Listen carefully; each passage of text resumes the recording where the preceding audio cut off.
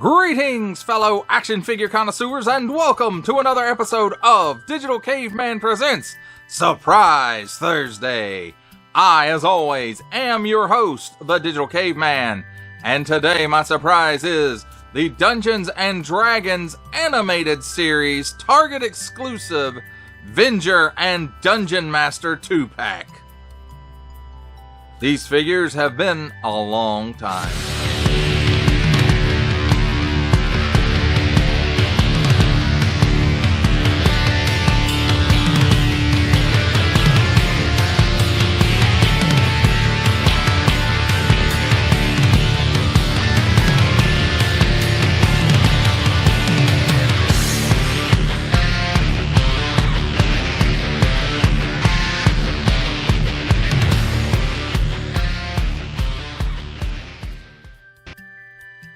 Let's start our quest with a look at the packaging.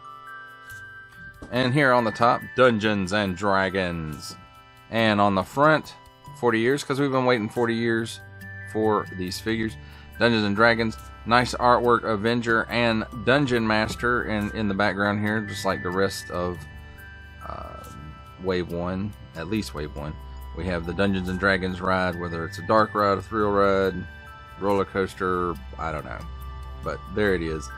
And there's the car with the kids going into it, and then nice digital renders there of Venger and Dungeon Master showing the accessories they come with, which is 2 extra hands for Venger and then 2 die, not actual size. It says Venger and Dungeon Master. Warning, don't stick things in your pie hole that do not belong there. 4-and-up assortment number, plastic-free packaging, and Hasbro print. On the bottom, small fine legalese print, made in Vietnam, and China print. Symbols I'm not going to learn. A barcode. Warning, don't stick things in any language pie hole that do not belong there. And don't give it to the babies. Did I say don't stick it in your pie hole up here? I don't know, but I did now. And then here on this side, nice artwork of Venger and Dungeon Master as they appeared in the show. And then on this side, scan this, parents, playdnd.com, and recycle this stuff.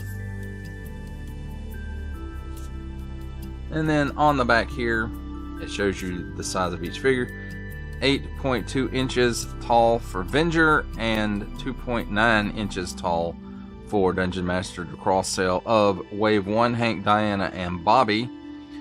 Here's the accessories. Venger and Dungeon Master includes backdrop. And that's it. Right there. Each figure sold separately. Includes 2 figure, 1 die, 1 oversized die, and 2 accessories, which are Venger's hands. Plastic-free packaging. Attention, don't stick things in your French pie hole, recycle print, and Hasbro print. And that, my friends, is a look at the packaging. Let's take a look at the figures and their accessories. And first up, let's take a look at the die.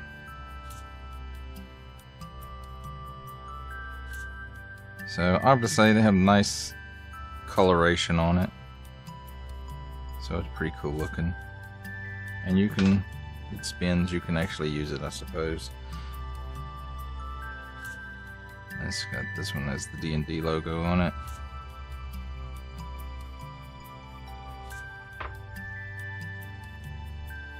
And then handy dandy tweezers, and we'll take a look at Venger's extra hands. And unfortunately, I guess we don't really need the tweezers, do we? Unfortunately, those blasts are not removable. They are a part of the sculpt. And it has, I want to say it has good paint apps on it. And it has an up and down hinge. So, not an up and down, in and out hinge, my bad. And the other hand is pretty much the same deal. And I really wish these would have been removable. Now, let's move Venger out of the way for just a minute. I said out of the way, Venger. we'll take a look at the Dungeon Master. And this really is, it does have some articulation, so I'm guessing they are considering a figure, but it's really honestly more of an accessory, because there is no articulation from the head to the feet, except for in the shoulders and the wrists. That's it. So he can't look up, down, left, right. Well, the head does move left and right a little bit, but that's it. And then at the shoulder, he can raise his arm up that high. He can spin it around 360 degrees. And on this wrist, 360 degree rotation, on, in and out hinge. And on this side, same thing, except you have, well, I wanted to say it was up and down hinge, but it's really in and out hinge as well. And that nice little pointing finger. Only he can't look where he's pointing. So there's Dungeon Master. And I have to say, you know, it does look like the cartoon counterpart. It does have some nice paint apps on it. And, you know, they should have probably just counted him as an accessory piece as well. Now let's take a look at Venger. And as far as articulation goes, he is a little bit better, but not a ton. And again, I have to say, it looks nice. I do like the colors. I don't like the candy cone that is his lower robe. In fact, all of this down here, this should all just be a cloth piece.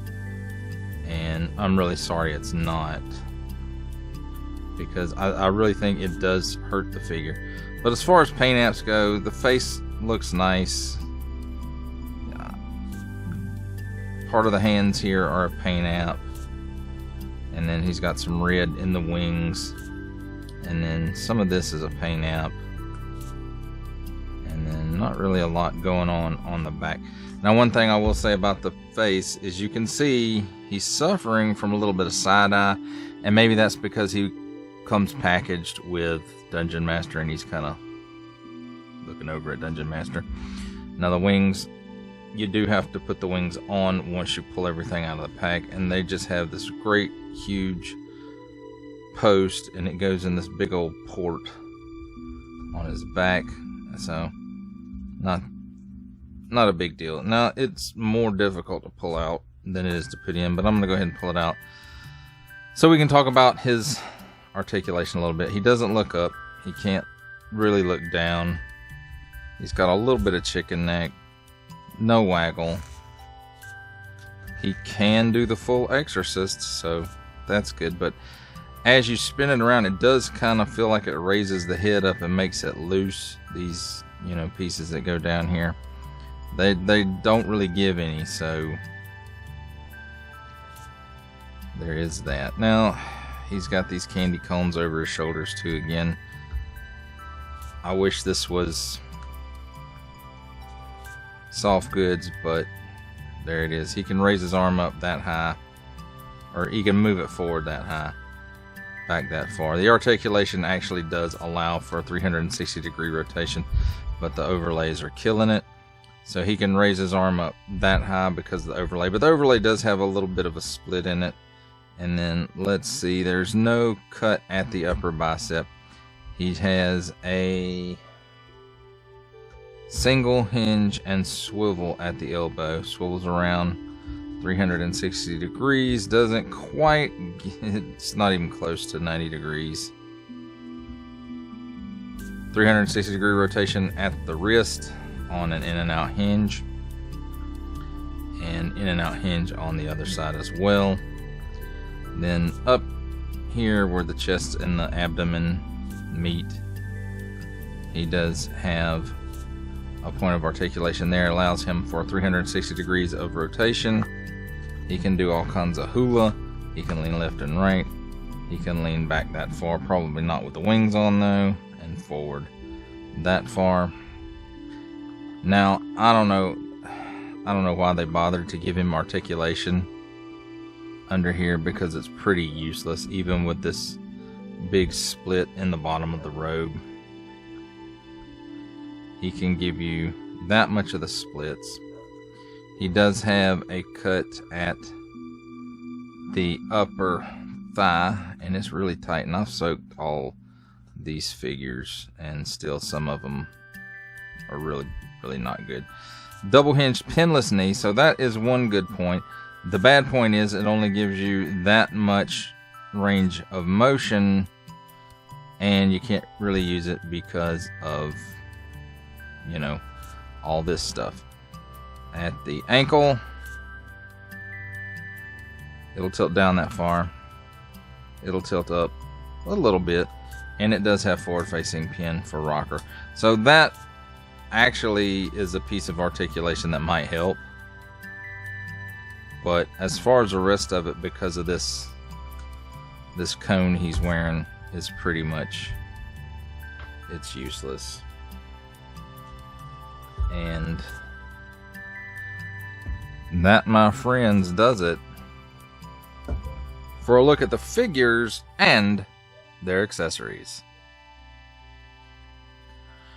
It's time for my favorite part of a review: comparisons. And here we have the entire line of Dungeons and Dragons classics, with Dungeon Master, Bobby the Barbarian, Uni the Unicorn, Diana the Acrobat, Sheila the Thief, Hank the Ranger, Eric the Cavalier, and Presto the Magician, with their main villain, Venger.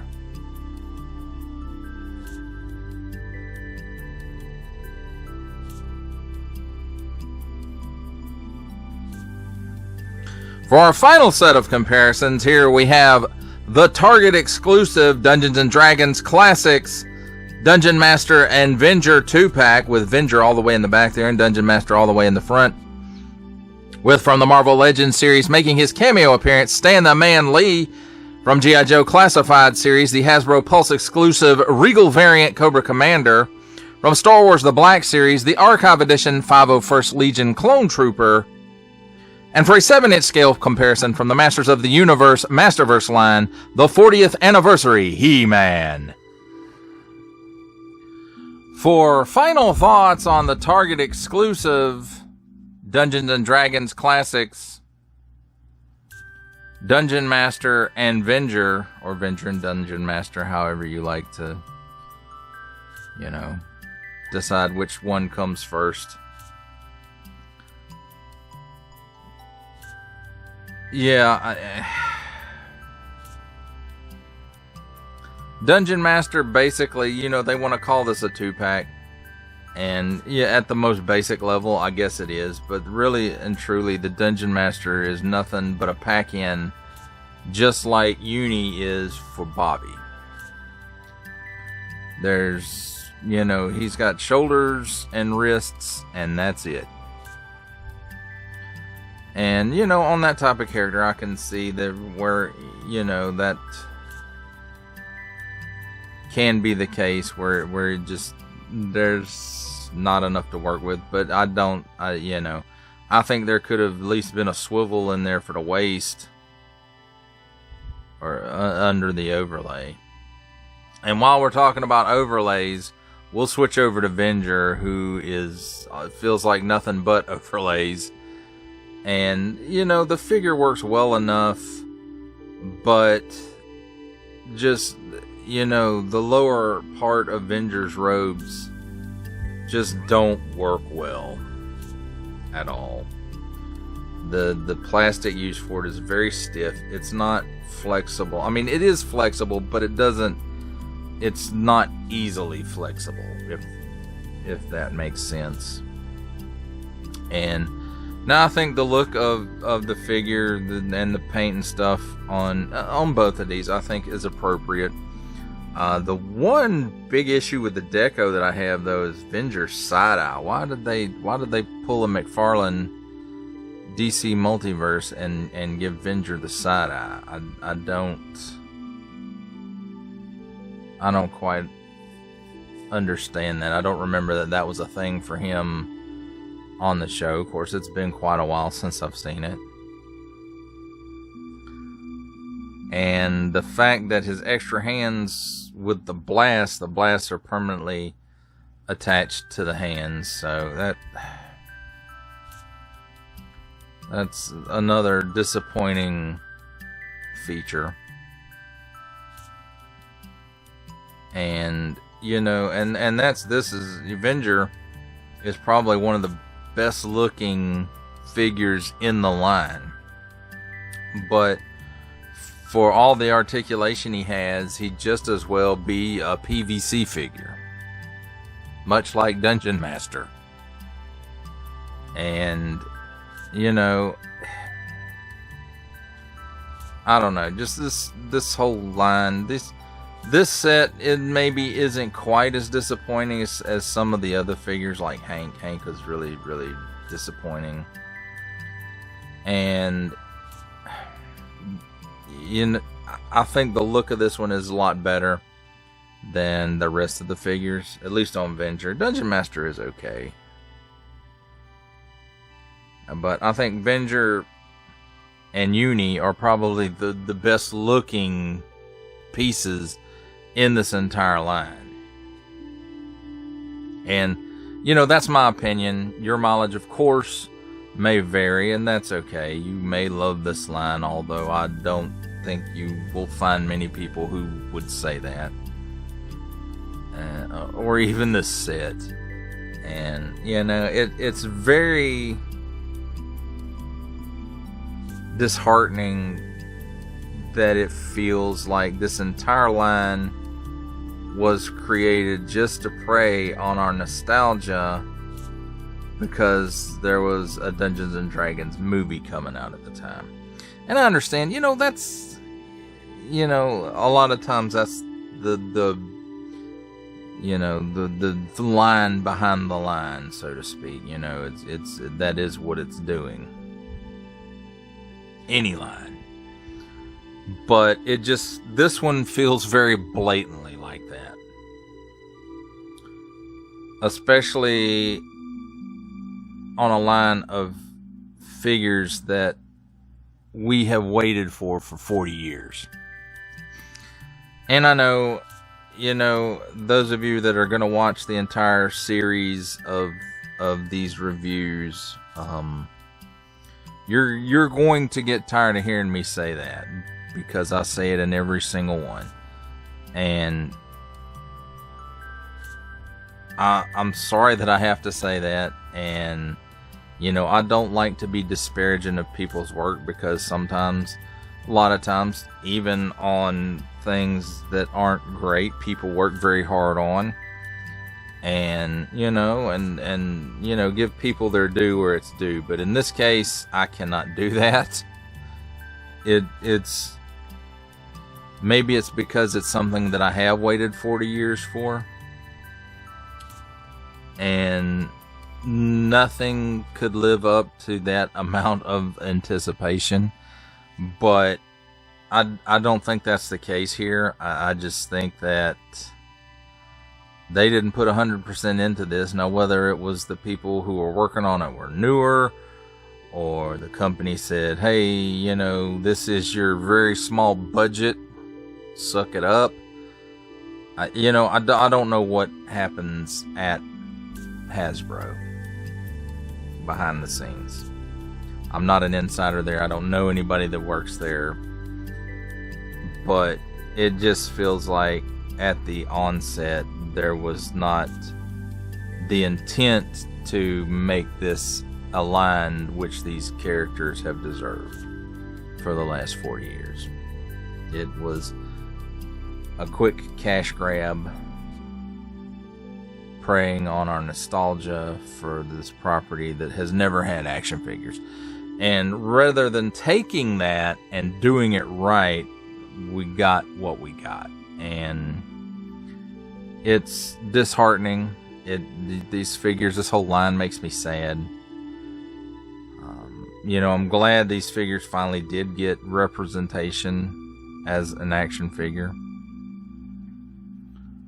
but I am not happy with the end result of that. And again, that just could, you know, the build up of it and then the execution. But the execution on this, you know, it's not that. It's that the execution was just bad.